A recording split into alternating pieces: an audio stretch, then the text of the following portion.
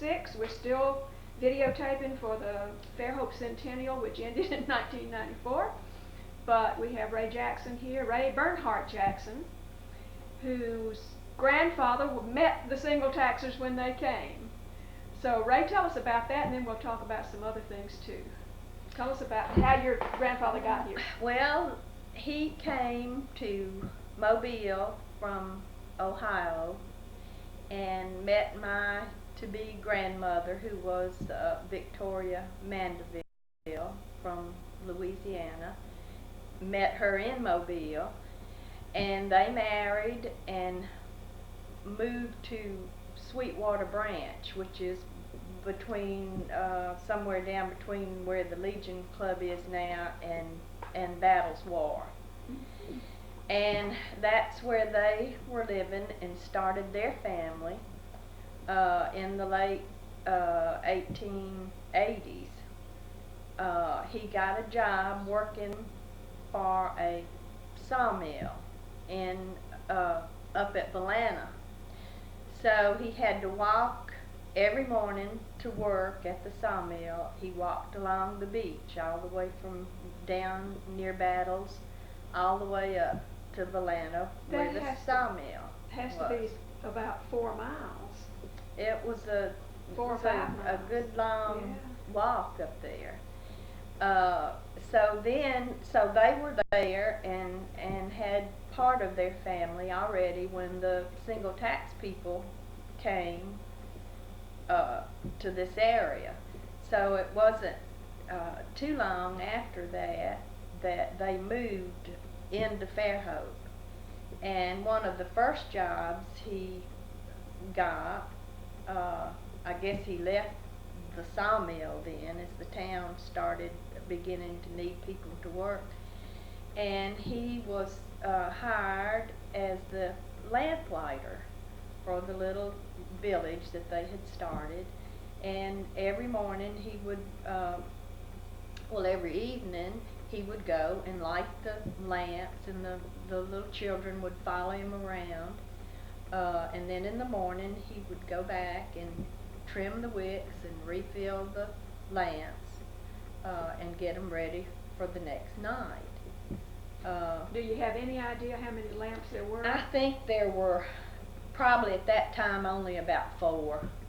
They were, I think, on Fairhope Avenue on each end of that block, probably from Church Street to Section, maybe, along in that area. Their first child was a girl, but he wanted a boy. He had wanted a boy so bad that he named her after him. His name was Lawrence. And so later on she changed her name to Laurie, or we all called her Aunt Laurie. She was a very precocious child. She was their first child. She went to organic school and won medals. She was quite a little public speaker, I think. And she was speaking one day when she was about 15 at some picnic or something that the colony was having. And Mr. Warren, Fisk Warren, who was down here at that time from Boston, was so taken with her that he wanted her to come back to Boston so that he could help further her education. Wonderful. So she was at that time about 15. I think Mr. Warren was a big supporter of the Henry George theory, and I think that was why he was here. And I think he came several summers maybe. Anyway, he would come with his family. So she, her family let her go to Boston, and she went to Mobile and caught a steamer, and they went down. It stopped at Battles and Point Clear and went on into Florida, and she went by boat around the east coast of Florida and made that trip to Boston. Wow. When she was about 15, she went to some summer sessions at, I think it was Amherst, and then later she was very taken with Rae Bernhardt because her name was Bernhardt, and she got taken with that for a while. But then later she Well, was there any got- relation? no, Okay. no, she always hoped there was. Well, no, But then, so she's from Boston. She went to New York when she was still not 20 yet, and got a nursing degree, and came back to Fairhope. And I think in about 1926, she had the first beauty school and beauty parlor in Fairhope, and it was on Section Street, and that she did that from 1926 to about 1930, and she was quite a character. My father was born after they had moved from Sweetwater Branch. There were 10 children in the family. Mm. Aunt Laurie was the first, and my father was, I guess, about the sixth child, and he always told us that he was the third baby born in Fairhope. I know Spider was one, and I don't know who Ronald Mershon. I don't know, was but the- I just always remember him saying that he was the third baby, and he was born in 1899. Mm-hmm. My Uncle Bill, who was older, went to I remember seeing pictures of him going to serve in the, I guess, the First World War. Mm-hmm. And he went to France, so that was he had quite a lot of tales to I'll tell bet. when he came back from there. He and my Aunt Carrie had a wagon, and this was way back in the 20s and 30s. They put on big fish fries. Anybody that wanted to have a big party wherever, they would take their wagon and a big kettle to fry mullet in, and she would just make great big dish pans full of coleslaw. And they would make, they were the first, I think so, and she made the most wonderful hush puppies. Oh. Anyway, there was, let's see, they had the 10 children. My grandfather, I think, besides just being the lamplighter, as Fairhope started building and cottages were being built, he started building, and up until about 15 or so years ago, there were still some of the houses that he had built, but I think mostly now they've either been remodeled so much that there's nothing left that you would recognize as some of the original houses he built. So that was, let's see, most of them went to organic school. Then I was born in 1930 and remember going to kindergarten at organic school and just loving it. Then I was trying to think of something else too. I remember my mother was a stenographer, and she worked with, this was back during the Depression when the WPA, the Works Progress Administration, and she worked in the office.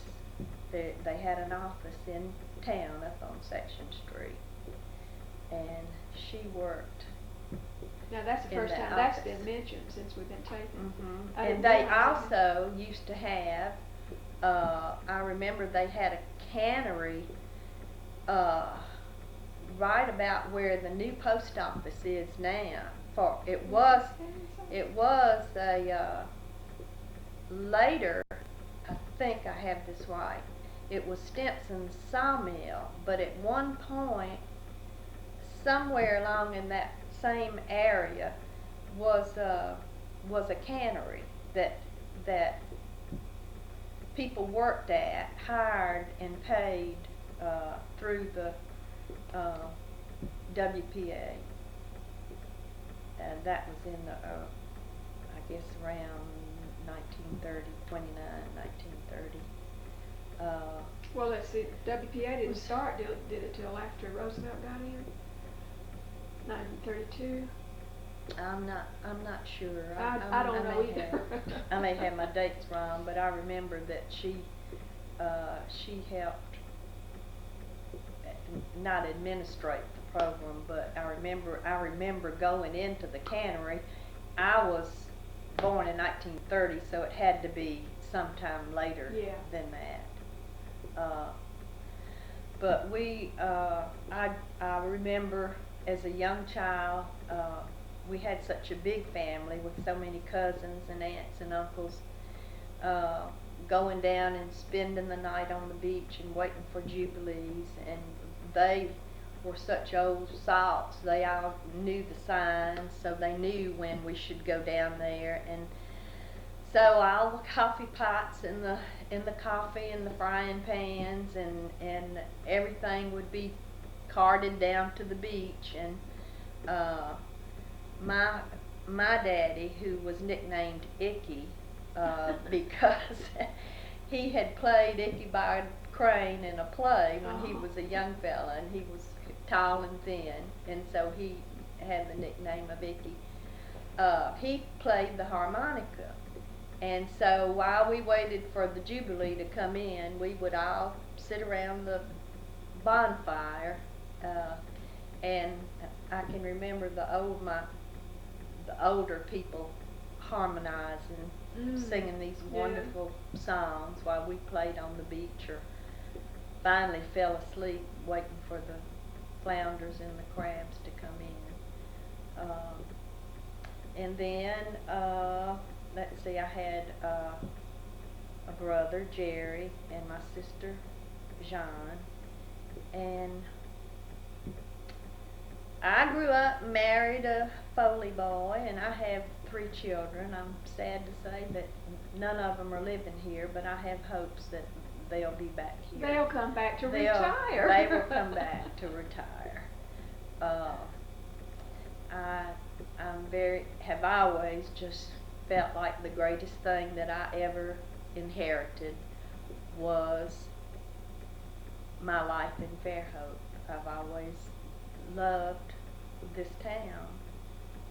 It's a wonderful place to grow up through the Depression and everything else. We never really knew that. It wasn't until I was grown that I knew I lived through the after effects of a depression, because we always had such abundant seafood, and then of course all the truck farms. I think the first spending money I can remember making was picking up potatoes, and I got 50 cents, and I think I picked up potatoes, almost seems to me like it was like a day, but the potato field was just right out on Murphy Avenue, not even as far as the Greeno Road is right now. Yeah, right. Which seemed to be like in the country, but that's it wasn't far from where my Uncle Bill lived on Murphy. He was always, and there's still some of these bushes there in that yard today. He grafted, back then we called them japonicas. Now they're camellias, but we always called them japonicas. And they were very prized to have. If you sold a lot, the azaleas and the japonica bushes were always counted as, you know, and they added something to the value of the lot. But he got into grafting, and he had one tree, and we could walk around the tree and have a bouquet of about 6 different Wonderful. varieties of camellias from that same tree. Is that So- tree still there? I think the tree is there, but I think whatever happens to the grafts over the years, I Mhm. believe that Some of them may have it's gone. yeah. But that was such fun that we could, Oh, you know, we yes. could do that, and he got to be quite an expert at grafting, and that was they used to ship the camellias or japonicas. And I remember going into the post office with him. He shipped them somewhere north, and what he would do would be to slice Irish potatoes open, and then he would put the stem of the flower in the half of the Irish potato, and that gave them moisture, and then he would put pine straw in the box and then seal the box up, and the flowers would make it all the way north. Well, for heaven's sakes. So And I that have- was always kind of interesting to. Yeah, I have trouble getting them from my bush to my house without turning them brown. Well, you'll have to take some potatoes outside Yeah, I'll and have do to that. Yeah. I can't remember. Okay, what do you remember about going to school in Fairhope, besides the Well, I went organic to, kindergarten? let's see, I went to school, then we moved back to Mobile, and I went to school in Mobile, and then we came back to Fairhope, and. What grade were you in when you came back? When I came back, I was in the 7th grade, and then in 1947, we moved to Miami, and I graduated from high school in Miami. Oh, And as soon as I had that diploma in my hand, I headed back to Fairhope. Without your and I've family? been here ever since. And So you we raised our 3 children here, and it's been a very lovely life yes. in a wonderful town. Yeah. So you left your mother and father in Miami? No, well, my mother had passed away, and Oh. so I came back, and then soon later my father came back too. So Uh-huh. he ended up coming back to Fairhope and living the rest of his life here. But it was such a wonderful family with all of those 10 aunts and uncles, and I remember having wonderful big family dinners on Monday, which was wash day, and after they all got their little washing done, they'd put a pot on the stove, and it would either be turnip greens or gumbo or sometimes cabbage and potatoes, whatever. But they were a very clannish family because there were so many of them, and they lived quite close together. Of course, we had to walk. We walked everywhere, and most of the streets now are, well, all of the streets in Fairhope, of course, are paved. But back then, they were just little sandy lanes, and it was just such fun with all the wisteria vines hanging over. Some coming from Bayview down this way, it was like walking through a tunnel almost of beautiful vines and Spanish moss and wisteria.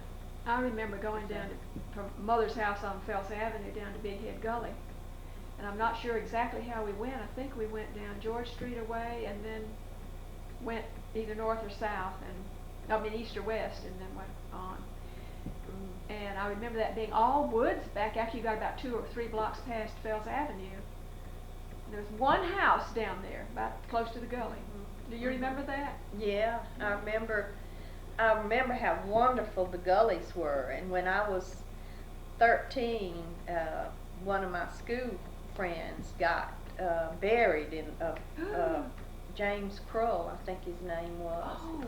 And he was down in Big Head Gully. All the boys loved to go down there with their BB guns or whatever. Well, everybody liked to play. They were just absolutely magnificent. You know, I mean, the cliffs would be like 20 and 30 feet tall, and they were just so much fun. But they had a cave-in, and that was one of our first tragedies that I can remember. I remember my daddy talking about when he was a young man in his early 20s before he married. Mobile boys used to come over on the bay boats to date the Fairhope girls, and it would make the local boys unhappy, to say the least.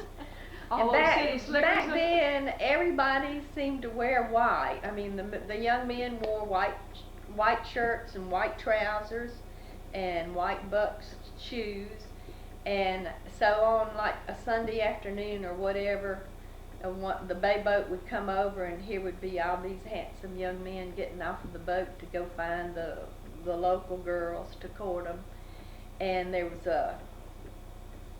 going up the Bay Hill, there was a little ravine in there where there was this wonderful red clay. So some of the local boys would stand behind where the little artesian well used to be, right? Yeah, where right at the foot of the where hill. the fire department has their little building down there now. There was an artesian well, and then there was some clay in that little place back in there. And they would pelt the boys with red clay to mess up their clothes. And he always I guess that was one of their forms of recreation back then. They didn't like the Mobile boys coming over here, no.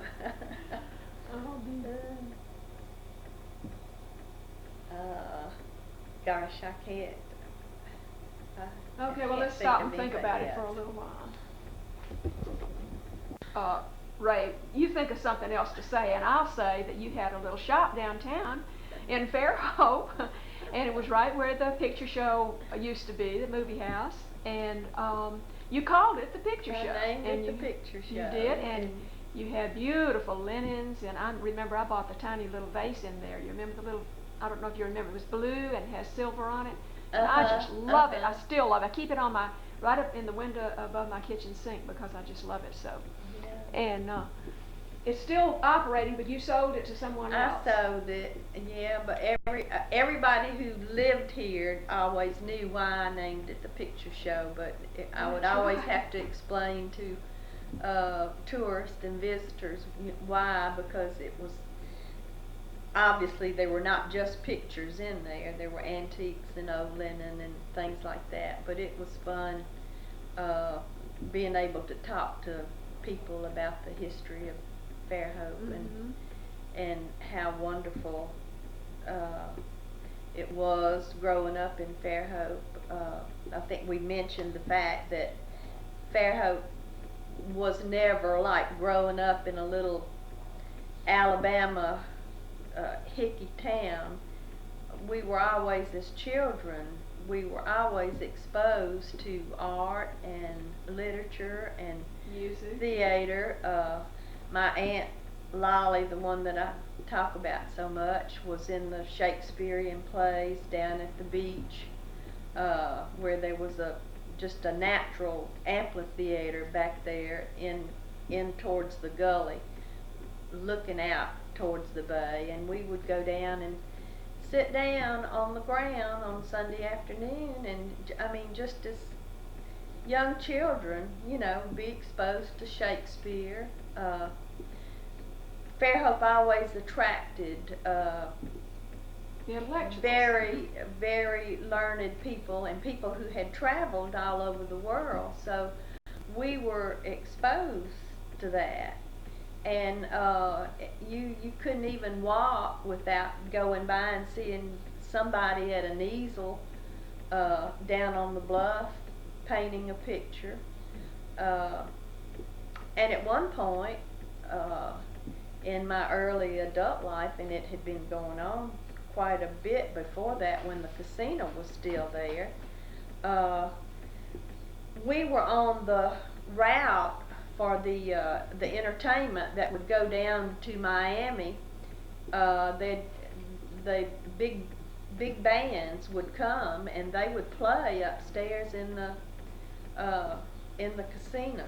And I remember Ted Weems and I can't think of now, some of the Artie Shaw's band, and they would travel from let's see, they would come here from New Orleans, and this was a stop, and then from here I guess they went on down to Miami, and then Cuba was included in that circuit too. So we were exposed to a lot of good things. The casino was our place to go as children. I mean, nobody ever had to worry about us because as long as somebody had a nickel to put in the jukebox, we were down there dancing, and we danced. That's for sure. We danced all day. When we weren't out swimming, we were inside in the casino dancing, and it was just absolutely a wonderful life. There's been so much progress, but I can think of several things that we had when I was a child. One thing I remember, that we had taxi service. We had Greyhound bus service. We could get on the bus and go to Mobile at our will. I think that, I don't remember the schedule, but there were 2 or 3 buses going back and forth. I used to take my children down to the end of Pierce Street, when we lived on Pierce Street, and dress them all up, and the Greyhound bus would come and pick us up, and we would go down to Point Clear to visit friends and spend the day, and that was just a big treat, you know. And I think it cost them like maybe $1 for all of us to ride down there and back, because there was only one car most of the time in a family, and that was the treat. We had a golf course right in Fairhope. That's right. We had that wonderful soda garden where we could all meet after school. We had the casino. We had a movie. We had a walk-in movie down at the beach. We had so many wonderful things. We had Burkell's. We have gained a lot, but I think we've lost an awful lot. I don't think we have as much for the young people now, the teenagers now. It was just absolute heaven to be, you know, to grow up in Fairhope. It was, and the part about that is that most of us knew. Now, when we talk about it, we talk about how wonderful it was, but I think most people that you talk to, we were always aware that Fairhope, that it was a privilege, I think, to have been in Fairhope in the 30s and 40s. It's still nice, but to have those memories to look back on and tell your children about, when there's so few things now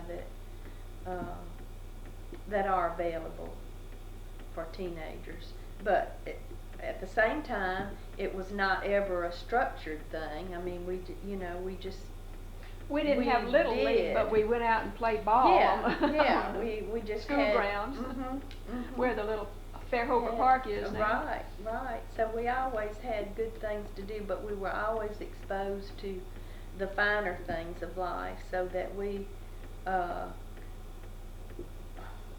while we weren't really snobbish about it, there was a little difference between Fairhope and the surrounding towns, and we always knew it. We were always glad we had what we had, anyhow, weren't we?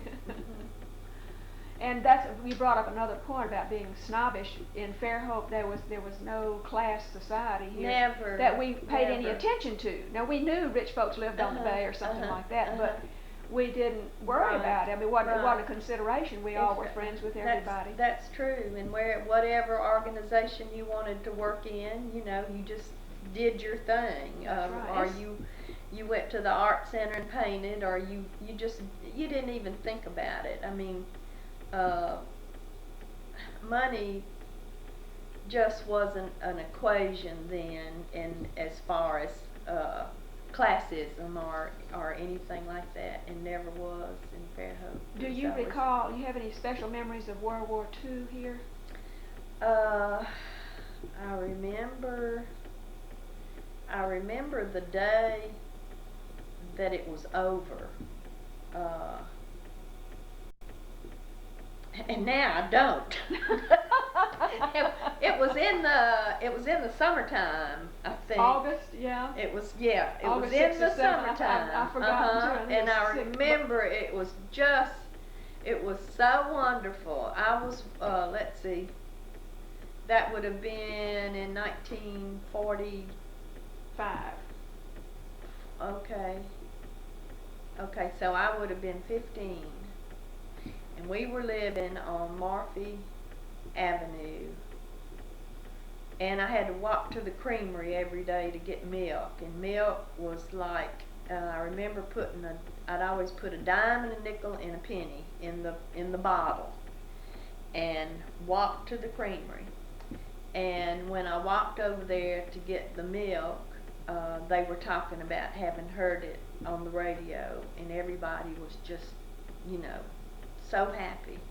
And I always used to take the little cap off of the milk and drink some of the cream on the way home. And I was so excited that day, and it was hot, that I opened the quart of milk on the way home, and I think I drank all of the cream that day. That was in the days before homogenization. Yeah, that's right. The cream was always on top. Yeah. And so whoever had to walk to the creamery to get the milk always had a little extra bonus. We would always drink some of the cream. But I remember it was about 16 cents. For a quart of milk. For a quart of milk. And oh, it was such good milk in those bottles. Oh. Yeah. I found Sure them. doesn't taste the same now. I know that. I know. And we got raw milk. I don't know. Oh, out at Hoffman's Dairy. Yeah, and it was Sinks before that. Yeah. And I grew up on raw milk, and I just cannot get used to pasteurized. I remember the day we went out there to get our milk, and Miss Hoffman told us that they had passed some kind of law that you couldn't sell raw milk anymore. That was a sad day for us, because I don't think milk has ever tasted as good. It's not as good. It was just wonderful. Of course, I guess we're safer now, and with all the illnesses and so forth. But I can't ever remember anybody ever getting sick, and my children grew up on it practically, and they were never ill from it. So I knew of one case of a person who supposedly had undulant fever and got it from drinking raw milk, but she wasn't from here. She was from Nebraska or someplace.